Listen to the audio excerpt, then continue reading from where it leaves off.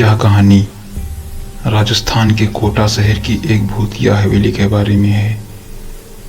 यह हवेली राजा महाराजा के समय में बनाई गई थी, लेकिन पिछले 18 सालों से इस हवेली में आज तक कोई भी रहने के लिए नहीं आया था। इच्छा होने पर भी इस हवेली में कोई भी रह नहीं पाया रहा था, क्योंकि लोगों का कहना था कि इस हवेली में भूत प्रेत का साया है। जब अजीत सिंह को इस हवेली के बारे में पता चला तो उसने तय किया कि वो इस रहस्य को जानकर ही रहेगा, क्यों लोग इस हवेली में नहीं रह पा रहे थे। उसने मजबूत इच्छा शक्ति से हवेली में रहने की पूरी तैयारी कर ली। जब उसने हवेली के अंदर जाने के लिए पैर आगे बढ़ाए तो दरवाजे पे किसी अनजान व्यक्ति ने उसे रोक लिया और नजदीक जाके बोले, कौन हो आप और किधर जा रहे हो? अजीत सिंह ने जवाब देने के बजाय उसने सामने सवाल किया, जी आप कौन हो? मेरा नाम अर्जुन है और मैं यहीं पास में ही रहता हूँ। अजीत सिंह ने कहा, ओह अच्छा, मैंने सुना है कि यह एक भूतिया हवेली है और यहाँ कोई आता जाता नहीं है, इसलिए मैंने इस हवेली में एक दिन रुकने का फैसला किया है। अर्जुन सिंह ने कहा, जी हाँ, आपने सही सुना है और आप भी अंदर मत जाइए। मेरी माने तो आप भी वापस लौट जाइए, यहाँ बहुत खतरा है। यह सुनकर अजीत सिंह खुश हो गया, जैसे उन्हें कोई लॉटरी लग गई हो। अर्जुन ने उसकी खुशी को देखकर बोला, आप क्यों खुश हो रहे हो?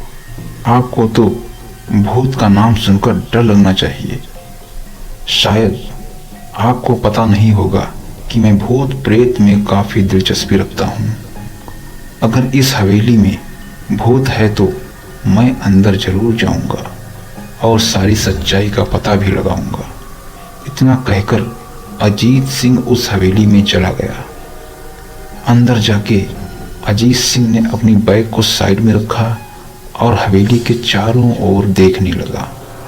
सारे रूम भी चेक कर लिए। बाद में ड्राइंग रूम में आके सोफे पर बैठ गया। उसने वहां बैठकर दारू के 2-4 पेग भी पिए। वहीं अचानक उस रूम में लाइट का एक बल्ब चालू बंद होने लगी, लेकिन अजीत ने उस पर ध्यान नहीं दिया। थोड़ी देर बाद दूसरा बल्ब चालू बंद होने लगा। फिर तो हवेली की सारी लाइटें चालू बंद होने लगी। यह सब देखकर अजीत अपनी जगह पर खड़ा हो गया और संपूर्ण सचेत हो गया। अचानक उसके सामने एक छोटा टेबल हवा में उड़ने लगा।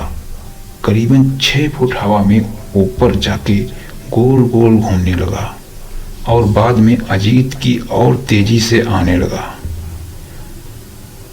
अजीत ने तुरंत ही अपनी जगह बदल दी और दूसरी ओर चला गया और वो टेबल वहीं जाके गिर गया जहां अजीत खड़ा था। अजीत कुछ समझ पाता इतने में सोफे की सीट उसकी ओर आने लगी। वो जल्द खड़ा हो गया और छलांग लगा के दूसरी ओर कूद गया, जिसके कारण सोफा दीवार को टकराया और अजीत बच गया। अचानक सब कुछ शांत हो गया। अजीत ने चारों ओर सतर्कता से देखा और बड़ी आवाज में बोला, तुम जो भी हो सामने आकर बात करो। वहीं एक बड़ी परछाई उसके सामने आई। अजीत ने उस परछाई को देखकर बोला, कौन हो तुम और क्यों मुझे मारना चाहते हो? परछाई बोली, तुम्हारी भूल के कारण। अजीत ने कहा, मेरी भूल? मैंने कौन सी भूल की? परछाई बोली, इस हवेली में आने की भूल। मैं किसी को भी इस हवेली में खुश नहीं देख सकता। अजीत बोला, लेकिन क्यों? तो परछाई ने जवाब दिया, आज से 18 साल पहले इस हवेली के मालिक ने मुझे यहीं पे मार डाला था। मेरी कोई भी गलती नहीं थी। इस कारण की वजह से मेरी आत्मा इस हवेली में भटकती रहती है। मैं किसी को भी इस हवेली में नहीं रहने दूंगा, क्योंकि इस हवेली में मेरा खून हुआ है। इस हवेली में जो भी रहने के लिए आएगा उसकी मौत निश्चित है। अजीत ने कहा, मैं तुम्हें अपने असली रूप में देखना चाहता हूँ। तुम्हें मारने से पहले मैं तेरी इच्छा यह अवश्य पूरी करूँगा। और उसे परछाई ने एक भयानक द्रव्यना रूप ले लिया।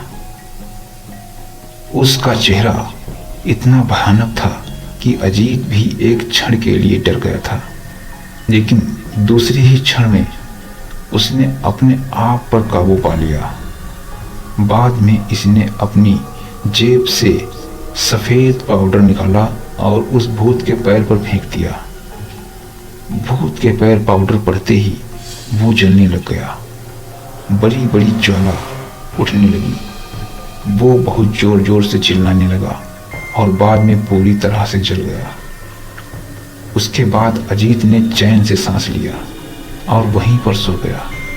दूसरे दिन सुबह जब अजीत को सही सलामत हवेली से बाहर आते देखा तो अर्जुन को आश्चर्य हुआ। अर्जुन ने अजीत से पूछा, तुम कैसे जिंदा हो?